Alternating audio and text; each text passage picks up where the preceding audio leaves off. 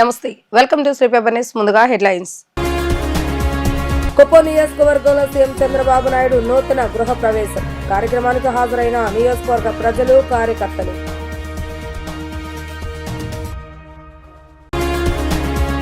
అంతర్జాతీయ యోగా దినోత్సవ వేడుకలకు విశాఖ వేదిక కావటం మనందరికీ గర్వకారణమన్న హోంమంత్రి వంగలపూడి అనిత.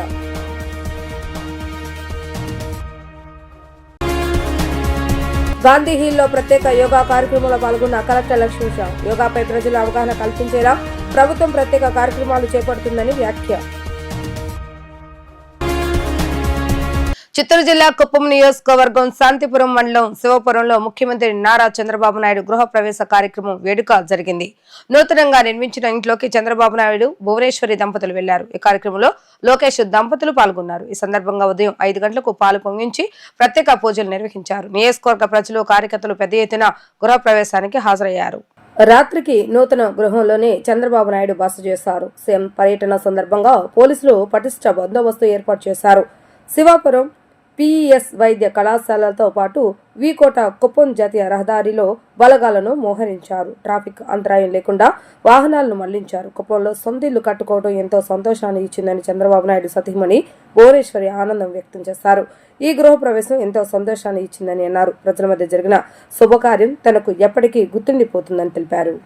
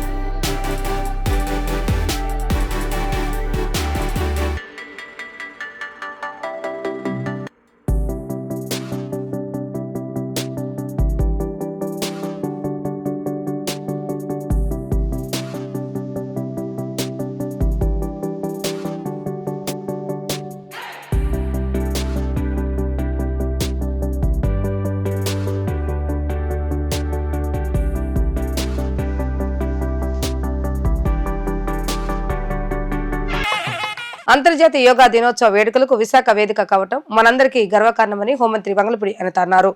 యోగా వేడుకలపై కలెక్టరేట్ లో సమీక్ష నిర్వహించిన అనంతరం విలేకరులతో ఆమె మాట్లాడుతూ ప్రతి ఒక్కరూ ఇది తమ కార్యక్రమంగా భావించాలని కోరారు. విశాఖ నగరం అంతర్జాతీయ రికార్డులో నమోదయ్యేందుకు ప్రతి ఒక్కరూ కృషి చేయాలని ఆమె అన్నారు. విశాఖపట్నం వేదికగా కేంద్ర రాష్ట్ర ప్రభుత్వాలు అత్యంత ప్రతిష్టాత్మకంగా నిర్వహించి తలపెట్టిన అంతర్జాతీయ యోగా దినోత్సవ వేడుకలు అట్టహాసంగా జరగనున్నాయి. ఈ కార్యక్రమాన్ని విజయవంతం చేయాలని, గత రికార్డులను తిరగరాసేలా నిర్వహించాలని జిల్లా ఇన్ఛార్జ్ మంత్రి డోలా శ్రీ బాల వీరాంజనేయ స్వామి, రాష్ట్ర హోంమంత్రి వంగలపూడి అనిత అధికారులకు స్పష్టమైన దిశానిర్దేశం చేశారు. కలెక్టరేట్ మీటింగ్ హాల్లో కలెక్టర్ ఎంఎన్ హరీంద్ర ప్రసాద్ ఆధ్వర్యంలో జరిగిన సమన్వయ కమిటీ సమీక్ష సమావేశంలో మంత్రులు పాల్గొని ఏర్పాట్లపై సమగ్రంగా ఆదేశాలు జారీ చేశారు. విశాఖ నగర ఖ్యాతిని మరింత ఇనుమడింపజేసేలా ప్రతి ఒక్కరూ స్వచ్ఛందంగా పాల్గొనాలని వారు పిలుపునిచ్చారు. ఈ కార్యక్రమంలో సాధారణ పౌరులు, ప్రభుత్వ ఉద్యోగులు, విద్యార్థులు, ఎన్సీసీ, ఎన్ఎస్ఎస్ వాలంటీర్లు, యోగా సంఘాల సభ్యులు, నేవీ, కోస్టల్ గార్డ్, పారిశ్రామికవేత్తలు, వ్యాపారులు, కార్మికులు తదితరులు భాగస్వామ్యం కావాలని మంత్రులు కోరారు. ముఖ్యంగా 26.5 కిలోమీటర్ల మేర ఆర్కే బీచ్, కాళీమాత టెంపుల్ నుంచి భీమిలి వరకు యోగా ప్రదర్శనలు నిర్వహించేందుకు భారీ ప్రణాళికలు రూపొందించినట్లుగా కలెక్టర్ తెలిపారు. ఈరోజు జూన్ 21 జరిగే యోగా దినోత్సవంలో ఏదో తూతు మంత్రంగా జనాలు వచ్చారు కూర్చుంటారు అనేది కాకుండా వాళ్ళందరూ కూడా యోగాలో పార్టిసిపేట్ చేసే విధంగా ముందుగానే వాళ్ళందరికీ ట్రైనింగ్ ఇవ్వడానికి ట్రైనీస్ని కూడా డిపార్ట్మెంట్ వైజ్గా అక్కడికి పంపించే ఏర్పాటు కూడా మన గౌరవ కలెక్టర్ గారు కూడా చేయడం జరుగుతుంది. దగ్గర 1000 మంది పైగా ట్రైనర్స్ని కూడా ఈరోజు ఏర్పాటు చేసుకోవడం, వాళ్ళందరినీ కూడా పంపించే ఏర్పాటు కూడా చేస్తున్నాం. అదేవిధంగా స్కూల్లో పిల్లలకి జూన్ 12 నుంచి స్కూల్లో పిల్లలకి రీఓపెనింగ్ అవుతున్నాయి. వాళ్ళకి కూడా ముందు నుంచి ట్రైనింగ్ ఇవ్వడానికి ట్రైనింగ్ ఇవ్వడానికి టీచర్స్ కూడా వెళ్తారు, యోగా టీచర్స్ కూడా వెళ్తారు. ఎక్కువ మంది యోగా పీజీ స్టూడెంట్స్ ఉన్నారు, పిహెచ్డి హోల్డర్స్ ఉన్నారు, వాళ్ళందరినీ కూడా ఇందులో పార్ట్ తీసుకుంటున్నాం. చాలామంది మన కాస్మోపాలిటన్ సిటీలో ఉన్న బ్యూటీనెస్ ఏంటంటే డిఫరెంట్ స్టేట్స్ నుంచి ఉన్న వాళ్ళు ఇక్కడ ఉంటారు, డిఫరెంట్ కంట్రీస్ నుంచి ఉన్న వాళ్ళు కూడా వైజాగ్లో మన దగ్గర నావీలో కానీ కోరమండల్లో కానీ అదేవిధంగా హెచ్బిసిఎల్లో కానీ ఇక్కడక్కడ పనిచేసిన వాళ్ళు చాలామంది ఉన్నారు. అదేవిధంగా చాలా కంపెనీస్ ఉన్నాయి, డిఫరెంట్ ఏరియాస్ నుంచి వచ్చిన వాళ్ళందరూ ఉన్నారు. సో వీళ్ళందరూ పార్టిసిపేషన్ తీసుకోవాలనే ఉద్దేశంతో ఇప్పుడే కంపెనీస్ వాళ్ళతో కూడా మాట్లాడడం జరిగింది. అందరూ కలిసి ఈరోజు ఒక మ్యాసివ్ ప్రోగ్రామ్ చేస్తున్నాం. అందులోని మీ పార్టిసిపేషన్, ఇందాక మన గౌరవ మంత్రివర్యులు చెప్పినట్టుగా మీ పార్టిసిపేషన్తో పాటు మేము ఫ్యామిలీస్ కూడా పార్టిసిపేట్ చేసే పరిస్థితిని తీసుకురావాలని గౌరవ ముఖ్యమంత్రి గారి ఆదేశాలు. ఈరోజు యోగా అన్నది భగవంతుడు మనకిచ్చిన ఒక వరంగా భావించాలి. భారతీయ సంస్కృతిలో భాగంగా యోగా మనందరికీ భగవంతుడు ఇచ్చిన వరంగా భావించాలి. ఈవెన్ ఈశ్వరుడు దగ్గర మన హిందూ సంప్రదాయం, అదేవిధంగా జైన్ సంప్రదాయం, సింధు నాగరికత ఇవన్నీ కూడా చూసుకున్నా కూడా యోగాకి అత్యంతమైన ప్రాధాన్యత కలిగిన పరిస్థితి. సో దాన్ని మన ప్రపంచానికి అందిస్తున్న నేపథ్యంలో ఈ విశాఖ వేదిక కావటం అనేది నిజంగా మనందరం కూడా చాలా హ్యాపీ ఫీల్ అవ్వాలి. అట్ ద సేమ్ టైం చాలా బాధ్యత ఫీల్ అవ్వాలి. అందుకే ఇంచుమించుగా ఒక్కొక్క కంపార్ట్మెంట్లో ఒక 1000 మంది పార్టిసిపేట్ చేసే విధంగా ఆ 1000 మందికి కూడా ఒక మెడికల్ అసిస్టెంట్, అదేవిధంగా ఒక పోలీస్, ఇంచుమించుగా ఒక 10 మంది వాలంటీర్స్, అదేవిధంగా వాళ్ళకి బయో టాయిలెట్స్, వాళ్ళకి వాటర్, ఓఆర్ఎస్ ప్యాకెట్స్, ఎవ్రీథింగ్ వాళ్ళకి ఎటువంటి ఇబ్బంది లేకుండా, ఎందుకంటే ఎర్లీ మార్నింగ్ వాళ్ళు బయలుదేరి రావాలి. బయలుదేరి వచ్చేటప్పటికి వాళ్ళకి ఎటువంటి ఇబ్బంది లేకుండా చూసుకునే బాధ్యత కూడా తీసుకుంటున్నాం. ఇదంతా కూడా ఈరోజు జరగబోయే ఇప్పుడు ఎంతమంది పార్టిసిపేట్ చేసిన అంతమంది కూడా ఒక బాధ్యతగా ఇక్కడికి వస్తున్నారు. అట్ ద సేమ్ టైం వాళ్ళకు ఒక అదృశ్యం కింద భావించి ఇక్కడికి వచ్చే పరిస్థితి రావాలి. వాళ్ళందరికీ కూడా వచ్చిన వాళ్ళందరికీ కూడా పార్టిసిపేషన్ సర్టిఫికేట్ కూడా వాళ్ళందరికీ కూడా అందజేస్తాం. ఇందాకే పెద్దలు చెప్పినట్టుగా వాళ్ళందరికీ వచ్చిన వాళ్ళందరికీ కూడా మ్యాట్, అదేవిధంగా ఓ టీ షర్ట్ వాళ్ళందరికీ ప్రొవైడ్ చేసే పరిస్థితి ఉంటుంది. ఇంతకు ముందున్నటువంటి గిన్నిస్ బుక్ రికార్డును కూడా అధిగమించి విశాఖపట్నం వేదికగా మనం కొత్త రికార్డు సృష్టించాలనే స్థలంతో మనందరం కూడా ఈ కార్యక్రమాన్ని పార్టిసిపేట్ చేస్తున్నాం. మొన్న 21వ తేదీ నుంచి ఒక నెల పాటు యోగా మాసాన్ని నిర్వహించుకుంటా ఉన్నాం. అందులో భాగంగానే వాళ్ళ ఉదయం పోలీస్ శాఖ నుంచి రిటైర్డ్ ఆర్మీ ఎంప్లాయీస్తో కలిపి హోమ్ మినిస్టర్ గారు, నేను, జిల్లా కలెక్టర్ గారు, యంత్రాంగం, మా శాసనసభ్యులు, శాసనమండలి సభ్యులు అందరం కూడా పార్టిసిపేట్ చేయడం జరిగింది. ఒక్కొక్క రోజు ఒక్కొక్క జిల్లాలో పెద్ద సంఖ్యలో ఒక్కొక్క విభాగం నుంచి ఈ విధంగా యోగా కార్యక్రమాలు రాష్ట్ర వ్యాప్తంగా చేసుకుంటున్నాం. రాష్ట్ర వ్యాప్తంగా 2 కోట్ల మందితో ఈ యోగా కార్యక్రమాలు రేపు 21వ తేదీన యోగా డేలో పార్టిసిపేషన్ చేయాలనుకుంటున్నాం. దానిలో భాగంగా ఇప్పుడు జిల్లా కలెక్టర్ గారు, అదేవిధంగా హోమ్ మినిస్టర్ గారు, నేను, మిగిలినటువంటి శాసనసభ్యులు, శాసనమండలి సభ్యులు అన్ని విభాగాలతోటి ఒక సమీక్ష కూడా తీసుకోవడం జరిగింది. అదేవిధంగా పరిశ్రమల్లో ఉన్నటువంటి వాళ్ళతో కూడా మాట్లాడడం జరిగింది. విశాఖపట్నం అనేది అంతర్జాతీయ యోగా దినోత్సవంలో జరిగేటువంటి ఒక చారిత్రాత్మక ఘట్టం, ఒక ప్రతిష్టాత్మకమైనటువంటి ఘట్టంలో మనందరం కూడా భాగస్వాములు కావాలని చెప్పేసి కోరుతున్నాం. మీ అందరూ కూడా మీ కుటుంబ సభ్యులతో సహా యోగాలో పార్టిసిపేట్ చెప్పి నేను మీడియా వారిని కూడా నేను రిక్వెస్ట్ చేస్తూ ఉన్నాను. మనము ఈ కార్యక్రమంలో దాదాపు 2,50,000 నుంచి ఎక్కువ మంది పార్టిసిపేట్ చేసే విధంగా మనము ప్లాన్ చేస్తున్నాం సార్. ఇది విశాఖపట్నం జిల్లా వరకు సార్. బయట జిల్లా నుంచి కూడా పార్టిసిపేషన్ ఉంటుంది సార్. గౌరవ ముఖ్యమంత్రి వాళ్ళు దాదాపు 5 లక్షల మంది దాకా పార్టిసిపేట్ చేయాలని ఉద్దేశంతో మనకు అందరికీ కూడా సలహాలు ఇస్తున్నారు సార్. మనము ఈ 2,50,000 మంది గురించి వివరిస్తాం సార్, ఏ విధంగా మనం చేస్తారు సాధించాలనే ఉద్దేశంతో మనం ఏర్పాటు చేస్తున్నాం సార్. గతంలో సూరత్లో వాళ్ళు ఇదే విధంగా 2023 సమయంలో 53,000 మందితో వాళ్ళు రికార్డు రచించడం జరిగింది సార్. దాన్ని బ్రేక్ చేయాలంటే మనకన్నా ఎక్కువ కాబట్టి ఈ రోడ్ మనం సెలెక్ట్ చేసుకోవడం జరిగింది సార్. ఈ రోడ్ కాలిమాత టెంపుల్ నుంచి భీమిలి దాకా ఆ స్ట్రెచ్ ఆ సమయంలో మనం క్లోజ్ చేయడం జరుగుతుంది సార్. ఎక్స్పెక్ట్ చేస్తున్నాం సార్. దానికి మెయిన్ రోడ్తో పాటు పక్కన ఉన్న బీచ్ పరిధిలో కూడా మ్యాక్స్ కార్పెట్ వేయడం జరుగుతుంది. ప్రతి ఒక్కరు రెస్పాన్స్ ఇవ్వడం జరుగుతుంది. యోగాంధ్ర మాసోత్సవాల సందర్భంగా గాంధీ హిల్ పై ప్రత్యేక యోగా కార్యక్రమం జరిగింది. ఇందులో జిల్లా కలెక్టర్ డాక్టర్ లక్ష్మీషా, పలువురు ప్రముఖులు పాల్గొని యోగాసనాలు వేశారు. యోగాపై ప్రజల అవగాహన పెంచేలా ప్రభుత్వం ప్రత్యేక కార్యక్రమాలు చేపడుతుందంటూ వారు సూచించారు. మంచి ఆరోగ్యానికి మించిన సంపద లేదని, జిల్లాలోని ప్రతి ఒక్కరూ యోగాసనాలు అభ్యసిస్తూ ఆరోగ్యాన్ని కాపాడుకోవాలని కలెక్టర్ డాక్టర్ జి లక్ష్మీషా సూచించారు. యోగాంధ్ర మాసోత్సవాల సందర్భంగా పశ్చిమ నియోజకవర్గంలోని గాంధీ హిల్ పై ఏర్పాటు చేసిన ప్రత్యేక యోగా కార్యక్రమంలో వారు పాల్గొన్నారు. ఈ సందర్భంగా కలెక్టర్ మాట్లాడుతూ జూన్ 21 వరకు యోగాంధ్ర పేరుతో రాష్ట్ర వ్యాప్తంగా యోగా ప్రచార కార్యక్రమాలు నిర్వహిస్తున్నట్లుగా తెలిపారు. జిల్లాలో ప్రజలకు యోగా ప్రాముఖ్యతను వివరించేందుకు నూతన కార్యక్రమాలు చేపడుతున్నామని వెల్లడించారు. అలాగే రాష్ట్ర వ్యాప్తంగా కనీసం 2 కోట్ల మందికి యోగా నేర్పే లక్ష్యంతో ప్రభుత్వం కార్యక్రమాన్ని అమలు చేస్తుందని తెలిపారు. ప్రతి ఒక్కరూ యోగాను తమ జీవన శైలిలో భాగంగా చేసుకోవాలని సూచించారు. ప్రధానమంత్రి చొరవతో యోగాకు అంతర్జాతీయ గుర్తింపు లభించిందని, ప్రస్తుతానికి 70% దేశాలు యోగాను అనుసరిస్తున్నాయని తెలిపారు.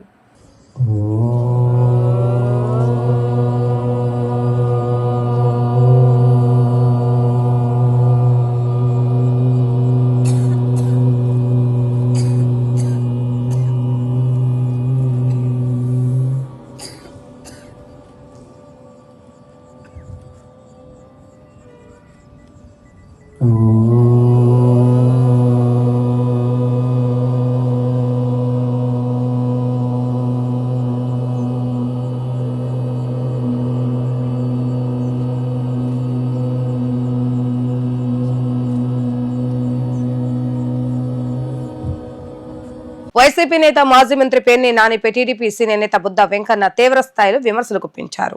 వల్లభనేని వంశీ స్వతంత్ర సమరయోధుడుగా ఉన్నట్లుగా పేర్ని నాని తెగ బిల్డప్ ఇస్తున్నారని మండిపడ్డారు. బీసీ నేత కొల్లు రవీంద్రను జైల్లో పెట్టించిన చరిత్ర మీదని, ఆయన హత్యా రాజకీయాలు చేసే వ్యక్తి మీకు తెలీదా అంటూ ప్రశ్నించారు. సామాన్యుడిని 55 రోజుల పాటు జైల్లో పెట్టించారని బుద్ధ వెంకన్న ఆగ్రహం వ్యక్తం చేశారు. రవీంద్ర మామ నడుగుదిటి నరసింహారావు మానసికంగా కుంగిపోయి చనిపోయేలాగా చేశారని అన్నారు. వంగవీటి మోహనరంగ పేద ప్రజల కోసం పాటుపడిన మహనీయుడని, అటువంటి గొప్ప వ్యక్తితో వంశీకి పోలిక పేర్ని నాని బుర్ర పనిచేస్తుందా అని ప్రశ్నించారు. పేర్ని నానికి దమ్ము ధైర్యం ఉంటే బియ్యం స్కామ్ పై చర్చకు రావాలంటూ, ఎప్పుడైనా ఎక్కడైనా చర్చకు సిద్ధమంటూ బుద్ధ వెంకన్న సవాల్ విసిరారు. నిన్న పేద ప్రజల బియ్యాన్ని బొక్కేసినటువంటి, పంది కుక్కలా బొక్కేసినటువంటి పేర్ని నాని వల్లభనేని వంశీ గురించి మాట్లాడుతూ, వల్లభనేని వంశీ ఏదో స్వాతంత్ర సమరయోధుడు అన్నట్టు, స్వాతంత్ర సమరయోధుడిని అన్యాయంగా జైల్లో పెట్టినట్టు, ప్రభుత్వ ఆసుపత్రి కాదా అరుపులు కేకలతో ఇచ్చేశాడు. పేరు నాని, అసలు నువ్వు బొక్కేసినటువంటి బియ్యం సంగతి మాట్లాడు. నీకు సిగ్గనేది ఉందా? ఎవరన్నా చెడ్డ పనులు చేసేటప్పుడు భార్య పేరు మీద పెడతారా? నువ్వు నీ భార్యకి తెలియకుండా నీ భార్య పేరు మీద పెట్టి అందులో బియ్యం బొక్కేసి కోట్లాది రూపాయలు సంపాదించినటువంటి నువ్వు చంద్రబాబు నాయుడు గారికి ట్యాంక్స్ చెప్పావు. ఏమని? పాప ఆడమ్మాయి ఆమెను జైల్లో వేయొద్దని చంద్రబాబు గారు చెప్పారని. అప్పుడే మర్చిపోయావా? విశ్వాసఘాతకుడా, విశ్వాసం అనేది లేదు నీకు. నిన్న చంద్రబాబు గారి గురించి, చంద్రబాబు గారి ప్రభుత్వం గురించి నువ్వు మాట్లాడతావా? మా బీసీ నాయకుడు అయినటువంటి కొల్లు రవీంద్రని దాదాపు 55 రోజులు జైల్లో పెట్టినటువంటి వాడివి నువ్వు. కొల్లు రవీంద్ర హత్య రాజకీయాలను ప్రోత్సహిస్తాడా? హత్యల్లో ఎక్కడైనా ఇన్వాల్వ్ అవుతాడా? అలాంటి కొల్లు రవీంద్రని హత్య కేసులో ఇరికించి దాదాపు 55 రోజులు జైల్లో పెట్టించి, అలా మావయ్య ఎవరైతే నడకుదురి నరసింహరావు మాజీ మంత్రి గారు ఉన్నారో ఆయన మానసికంగా కృంగిపోయి ఆయన చావుకు కారణమైనటువంటి వ్యక్తివి నువ్వు మాట్లాడతావా ఈ స్వాతంత్ర సమరయోధుడని?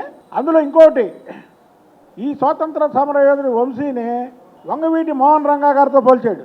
వంగవీటి మోహన్ రంగా గారు ఎక్కడ? వల్లభనేని వంశీ ఎక్కడ? వంగవీటి మోహన్ రంగా గారు పేదల ఇళ్ల పట్టాల కోసం నిరాహార దీక్ష చేసి ఆ నిరాహార దీక్షలో చనిపోయినటువంటి వ్యక్తి. ఈ వల్లభనేని వంశీ పేదలకి ఇల్లు పట్టాలు ఇప్పిస్తానని ప్రతి ఒక్క పేదవాడి దగ్గర డబ్బులు కొట్టేసినటువంటి వ్యక్తి. వంగవీటి మోహన్ రంగా గారు ఎక్కడ? వంశీ ఎక్కడ?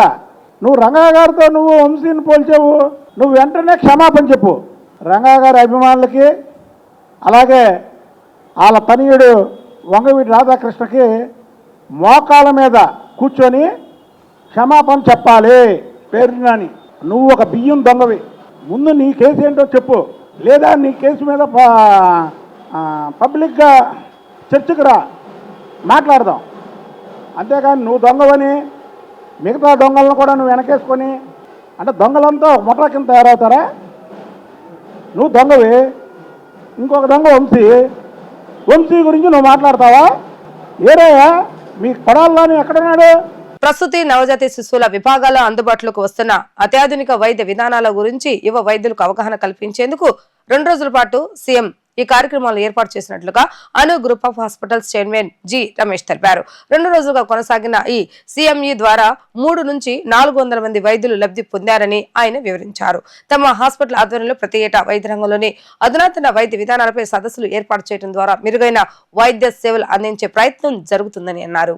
అను మై బేబీ ఆధ్వర్యంలో పెరినోటాలజీ ప్రొటెక్టివ్ మెడిసిన్ అంశంపై యువ వైద్యులకు అవగాహన సదస్సు ఏర్పాటు చేశారు. ఇండియన్ మెడికల్ అసోసియేషన్ సహకారంతో బందర్ రోడ్లోని హోటల్లో ఏర్పాటైన ఈ సదస్సులో గైనకాలజీ, నియోనటాలజీ విభాగాల్లో జాతీయ స్థాయిలో పేరుగాంచిన నిపుణులతో ఈ రంగంలో వస్తున్న అధునాతన వైద్య విధానాల గురించి యువ వైద్యులకు అవగాహన కల్పించారు. ఈ సదస్సు ముగింపు సందర్భంగా Anu group of hospitals chairman doctor Gajula Ramesh, doctor Ravikumar, doctor Sridevi, doctor Kavitha Battula మాట్లాడుతూ సదస్సు ఉద్దేశించి వివరించారు. గర్భిణీలకు ఎదురయ్యే ఇబ్బందులు, హై రిస్క్ ప్రెగ్నెన్సీ, సిజరీన్ లేకుండా డెలివరీ, నవజాత శిశువుల్లో వచ్చే సమస్యలు, బరువు తక్కువగా పుట్టడం వంటి అనేక సమస్యలకు నిపుణులైన వైద్యుల బృందంతో తమ హాస్పిటల్లో అత్యాధునిక వైద్య పరికరాలు, నిపుణులైన వైద్యుల ద్వారా మెరుగైన సేవలు అందజేస్తున్నామని వివరించారు. 2 రోజులు కొనసాగిన ఈ సదస్సు ద్వారా దాదాపు 400 మంది వైద్యులకు ఈ రంగంలో నిపుణుల ద్వారా అవగాహన కల్పించామని తెలిపారు. ఇలాంటి సదస్సుల వల్ల రోగులకు మరింత మెరుగైన వైద్య సేవలు అందుతాయని వారు అభిప్రాయపడ్డారు. ప్రతి ఏటా తమ హాస్పిటల్ ఆధ్వర్యంలో వైద్య రంగంలోని పలు విభాగాల్లో చోటు చేసుకుంటున్న ఆధునిక వైద్య ప్రక్రియలపై CME కార్యక్రమాలు నిర్వహిస్తున్నామని వారు వివరించారు. అను గ్రూప్ ఆఫ్ హాస్పిటల్స్ ప్రతి సంవత్సరం ఇలా సరౌండింగ్ డిస్ట్రిక్ట్స్ దాదాపు 4 నుంచి 5 సరౌండింగ్ డిస్ట్రిక్ట్స్ డాక్టర్స్ అందరినీ ఇన్వైట్ చేసి మెడికల్ ఫీల్డ్లో జరుగుతున్న అడ్వాన్సెస్ని అప్డేట్ చేయటం. సో అందరూ అంటే వేరియస్ పీపుల్ అంటే అక్రాస్ ద కంట్రీ నుంచి ఎవరెవరి ఫీల్డ్లో వాళ్ళ ఎక్స్పర్ట్స్ని ఇక్కడికి మేము ఇన్వైట్ చేయటం, వాళ్ళు ఇక్కడ రీసెంట్ అడ్వాన్సెస్లో వస్తున్న ట్రీట్మెంట్ ఆప్షన్స్ అన్నీ మనకు ఇక్కడ ఉన్న డాక్టర్స్కి అందరికీ షేర్ చేయడం జరుగుతుంది. సో ఇందులో దాదాపు 300 నుంచి 400 మంది డాక్టర్లు సరౌండింగ్ 4 డిస్ట్రిక్ట్స్ నుంచి వచ్చి అటెండ్ అయ్యారు. నిన్న ఫుల్ డే చేశాము, ఈరోజు కూడా ఫుల్ డే కంప్లీట్గా సాయంత్రం వరకు ఈ నాలెడ్జ్ షేరింగ్ ప్రోగ్రామ్ అనేది ఉంటుందన్నమాట. మీకు అందరికీ తెలిసిందే, గైనకాలజీ డివిజన్లో కానీ, ఫెర్టిలిటీ డివిజన్లో కానీ, లేదా పీడియాట్రిక్ డివిజన్లో కానీ చాలా అడ్వాన్స్డ్ ట్రీట్మెంట్స్ అన్నవి ఈరోజు అందుబాటులోకి వస్తున్నాయి. ఈ అడ్వాన్స్డ్ ట్రీట్మెంట్స్ పట్ల అందరూ అవగాహన కల్పించాలని ఆ ఫీల్డ్లో నిష్ణాతులైన డాక్టర్స్ అందరినీ కలిపి ప్లస్ మా డాక్టర్స్ టీం ద్వారా ఈ ఎక్స్పర్ట్ ఒపీనియన్స్ అన్నది ప్లస్ మా యొక్క నాలెడ్జ్ని అందరికీ షేర్ చేయడానికి ఈ వేదిక అనమాట. ఈరోజు నిన్న కలిపి అంటే 2 రోజుల పాటు పూర్తి స్థాయిలో CME అంటే కంటిన్యూస్ మెడికల్ ఎడ్యుకేషన్ ప్రోగ్రామ్ కింద ప్రతి ఇయర్ కండక్ట్ చేసే ఈ ప్రోగ్రాంలో భాగంగా మనం లేటెస్ట్ అడ్వాన్సెస్ అంటే ఈ పీడియాట్రిక్స్లో కానీ గైనకాలజీలో కానీ వచ్చిన లేటెస్ట్ అడ్వాన్సెస్ గురించి అందరితో సీనియర్ ఎక్స్పర్ట్స్ తోటి డిస్కషన్స్ అవి చేస్తున్నాము. సో అది అందరికీ ఎడ్యుకేషన్ అందరికీ షేర్ చేయడం ద్వారా పేషెంట్కి బెనిఫిట్ అవ్వడం, నెక్స్ట్ లేటెస్ట్ టెక్నాలజీని అందరికీ పరిచయం చేయడం అనేది జరుగుతుంది. సో ఇందులో భాగంగా ఏంటంటే మనకి అను మై బేబీ హాస్పిటల్లో అతి చిన్న బేబీస్ అంటే వెరీ లో బర్త్ బేబీస్కి సంబంధించి కేర్ తీసుకోవడానికి సంబంధించి కానీ నియోనటాలజీ సర్వీసెస్ అడ్వాన్స్డ్గా ఉండటం, గైనకాలజీ సర్వీసెస్ అంటే లేటెస్ట్ అంటే మెథడ్స్ అన్ని ఫాలో అయ్యే గైనకాలజీ డిపార్ట్మెంట్, ఆబ్స్టిక్స్ డిపార్ట్మెంట్ ఉండటము, నెక్స్ట్ ఏంటంటే ఫుల్ ఫ్లెడ్జ్డ్గా ఉన్న పీడియాట్రిక్ సర్జరీ డిపార్ట్మెంట్ అంటే చిన్నపిల్లలకి అంటే రోజుల పిల్లల దగ్గర నుంచి ఆపరేషన్ చేయడానికి సంబంధించిన అన్ని రకాల ఎక్విప్మెంట్ తోటి మనం రన్ చేస్తున్నాము. సో ఇవన్నీ ఏంటంటే వేరే ఉన్న సరౌండింగ్ డిస్ట్రిక్ట్స్లో ఉన్న డాక్టర్స్ కానీ వాళ్ళకి అవేర్నెస్ కండక్ట్ చేయడానికి ఈ CME కండక్ట్ చేస్తున్నాము. ఈ 2 days CMEలో మేము 300 డాక్టర్స్, గైనకాలజిస్ట్ అండ్ పీడియాట్రిషియన్స్కి advanced latest methods of treatment గురించి అందరూ నేర్చుకున్నారు. మా డిపార్ట్మెంట్ అను మై బేబీలో 5 గైనకాలజిస్ట్ ఉన్నాము. మేము రౌండ్ ద క్లాక్ సర్వీసెస్ ఇస్తాము. ఏ టైంలో నైట్ టైం అయినా ఏ టైంలో వచ్చినా కానీ మేము మంచి సర్వీస్ ప్రొవైడ్ చేయగలము. మాది మల్టీ స్పెషాలిటీ హాస్పిటల్ అంటే ప్రతి స్పెషాలిటీకి సంబంధించిన డాక్టర్స్ ఉంటారు.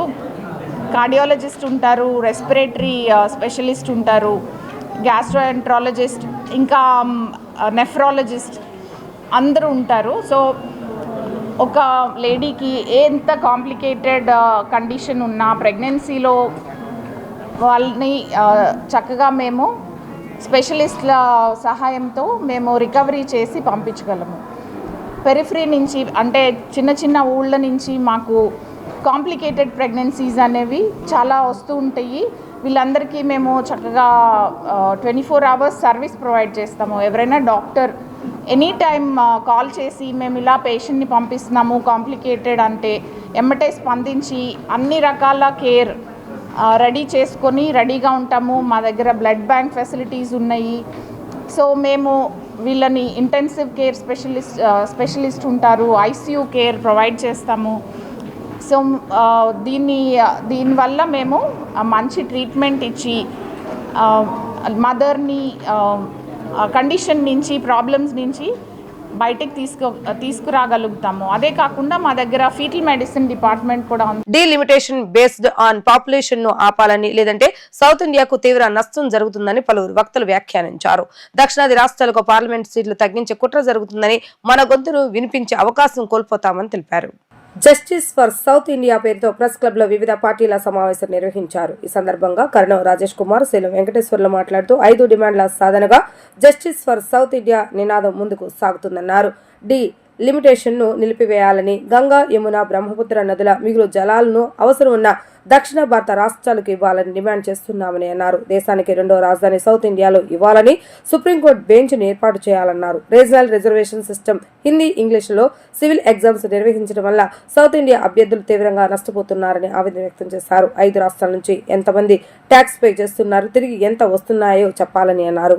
సౌత్ ఇండియాకు చాలా విషయాలు అన్యాయం జరుగుతుంది.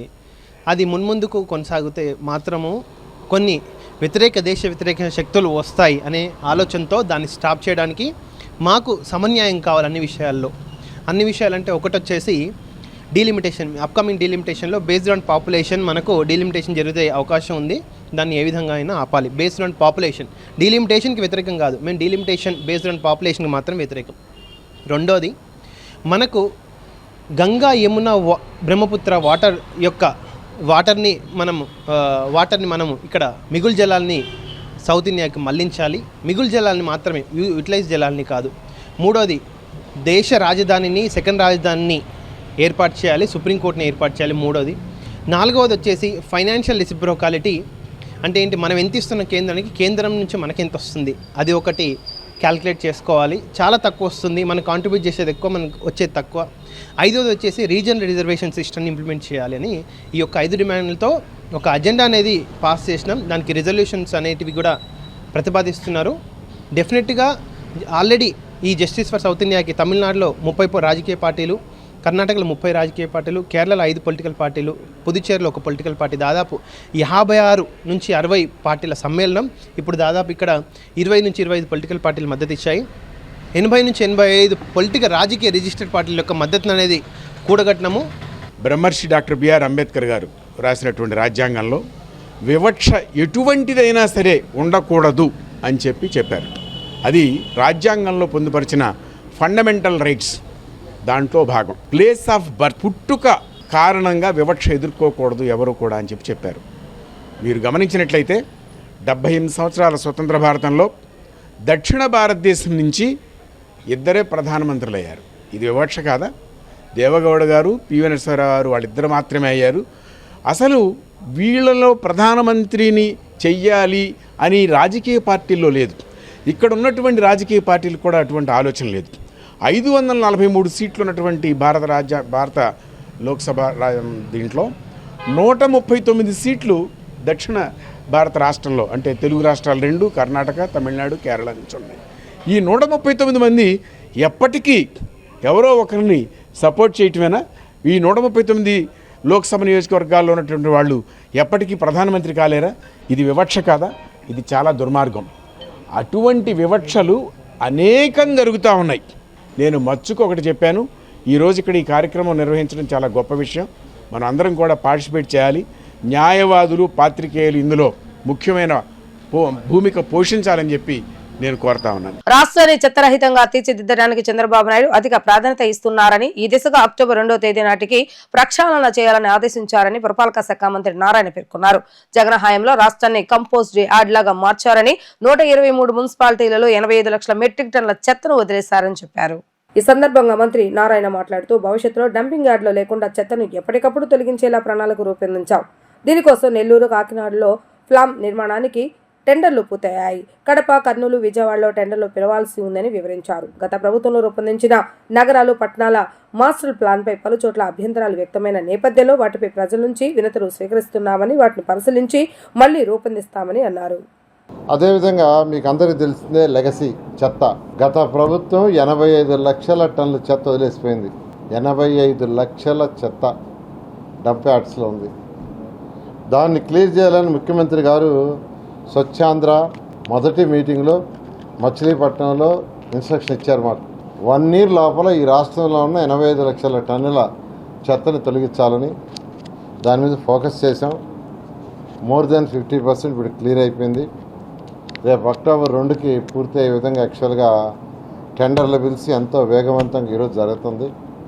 ఖచ్చితంగా ఎటువంటి పరిస్థితుల్లో కూడా 85 లక్షల చెత్తని తొలగిస్తాం. ఎందుకంటే ఆ లెగసీ వల్లనే అనేకమైన జబ్బులు వచ్చేది.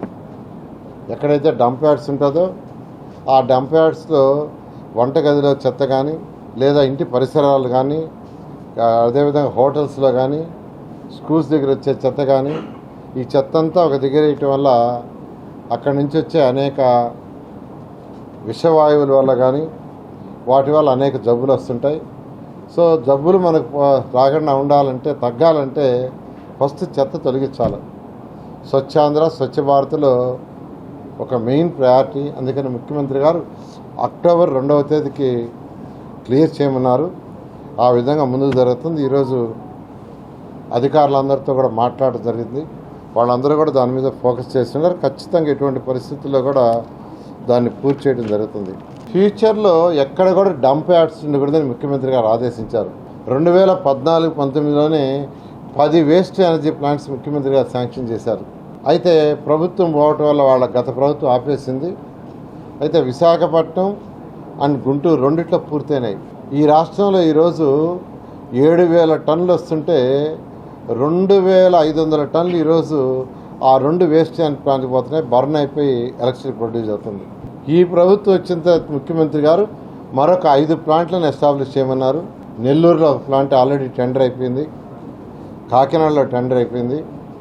త్వరలో ఈ కడపలో, కర్నూలులో, విజయవాడలో మరొక 3 ప్లాంట్లకు టెండర్ ఇస్తున్నాం.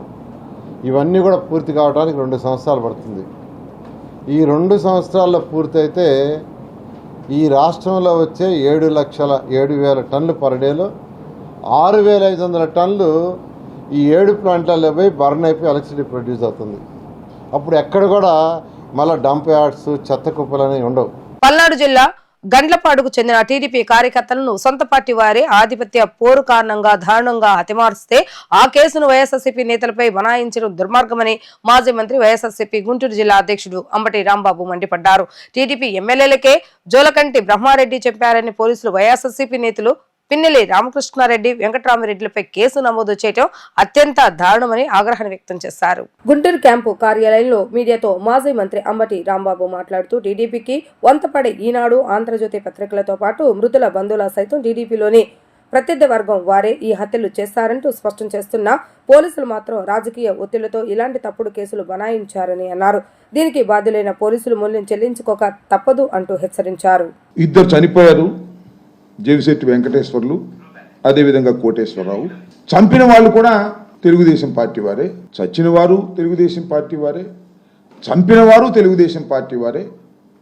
ఆ గ్రామంలో ఉన్న కక్షల కారణంగా వారు చనిపోయారు. దీని మీద ఇన్వెస్టిగేషన్ చేస్తున్నామని చెప్పారు. That is the first reaction from the police. అంతేకాదు, తెలుగుదేశానికి సంబంధించినటువంటి పత్రికలుగా పేరుగాంచినటువంటివి ఆంధ్రజ్యోతి, ఈనాడు నేను ప్రత్యేకంగా మీకు చెప్పాల్సిన అవసరం లేదు, రాష్ట్ర ప్రజలకు కూడా చెప్పాల్సిన అవసరం లేదు. వాళ్ళు కూడా రాసినటువంటి రాతలు కానీ, వారి టీవీల్లో చెప్పింది కానీ, ఇద్దరు తెలుగుదేశం కార్యకర్తలు దారుణ హత్యకు గురయ్యారు. చంపిన వాళ్ళు కూడా అదే గ్రామానికి చెందిన వారు. ఆధిపత్య పోరు కోసం వారికి సంబంధించిన తెలుగుదేశం వారే చంపారు. వాళ్ళు తోట వెంకటరామయ్య అండ్ తోట గురవయ్య, వీళ్ళిద్దరు బ్రదర్సు.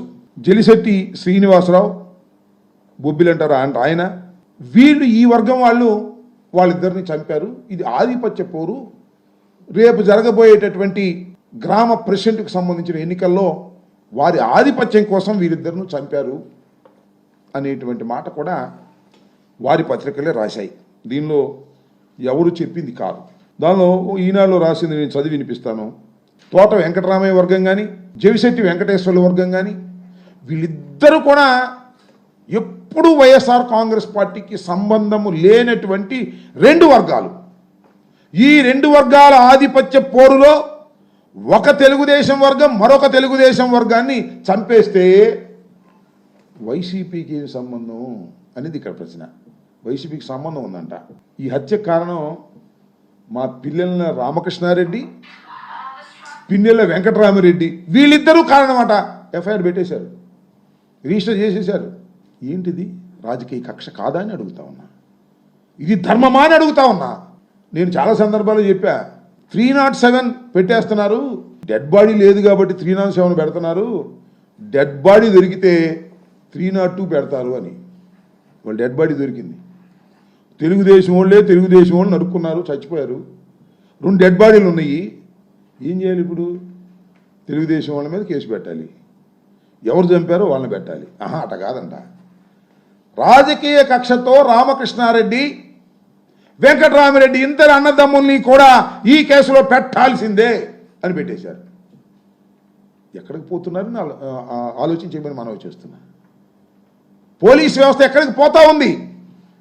పోలీసుల వైఫల్యం అని ఈనాడు రాస్తారు, తెలుగుదేశం వాళ్ళు చెప్తారు.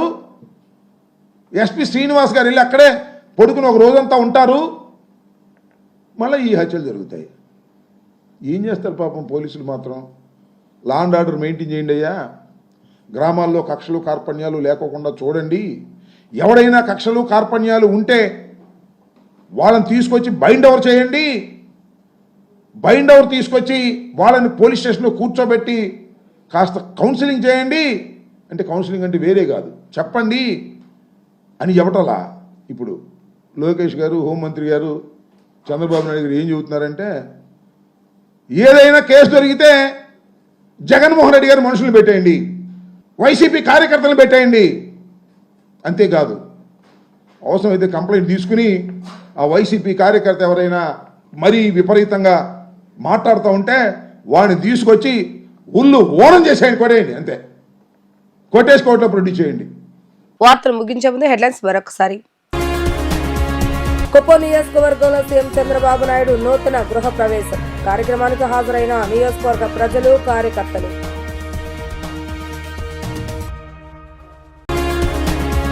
అంతర్జాతీయ యోగా దినోత్సవ వేడుకలకు విశాఖ వేదిక కావడం మనందరికీ గర్వకారణమన్న హోంమంత్రి వంగలపూడి అనిత.